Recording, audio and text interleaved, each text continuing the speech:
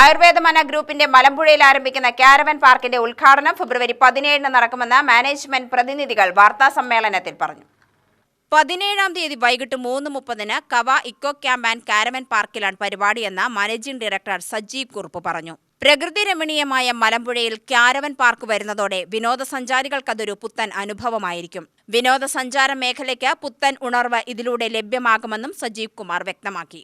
പൊതുമരാമത്ത് വകുപ്പ് മന്ത്രി പി.എ. മുഹമ്മദ് റിയാസ് ഉദ്ഘാടനം ചെയ്യുന്ന പരിപാടിയിൽ പ്രമുഖർ പങ്കെടുക്കുമെന്നും അദ്ദേഹം കൂട്ടിച്ചേർത്തു.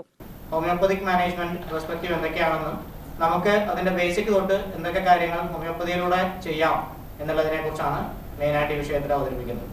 ഇതിന്റെ കൂടെ തന്നെ നേരത്തെ സൂചിപ്പിച്ച പോലെ തന്നെ നമ്മളുടെ എല്ലാവരുടെയും ആക്ടിവിറ്റീസ്, കാരണം ഡെയിലിയുള്ള റൂട്ടീനിൽ നിന്ന് വ്യത്യസ്തമായി ഒരു ദിവസം എല്ലാവർക്കും മാനസികമായിട്ട് ഒരു സന്തോഷം ക്രിയേറ്റ് ചെയ്യുന്ന രീതിയിൽ എന്നുള്ളതിലാണ് നമ്മളിത് പ്ലാൻ ചെയ്തിരിക്കുന്നത്.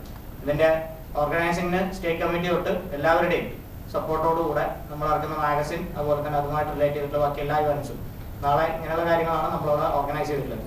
ഹോമിയോപ്പതിയുടെ മാക്സിമം ഔട്ട്ലുക്ക് ക്രിയേറ്റ് ചെയ്യുക എന്നുള്ളതും അത് എല്ലാവർക്കും ഫലപ്രദമായ രീതിയിൽ ഉപയോഗപ്രദമാക്കുക എന്നുള്ളതാണ് നമ്മുടെ മെയിനായിട്ടുള്ള വിഷയം. പത്രസമ്മേളനത്തിൽ ഗീതാ സജീവ്, അനിൽ രാജ്, അജി ടി ഫിലിപ്പ് എന്നിവരും പങ്കെടുത്തു.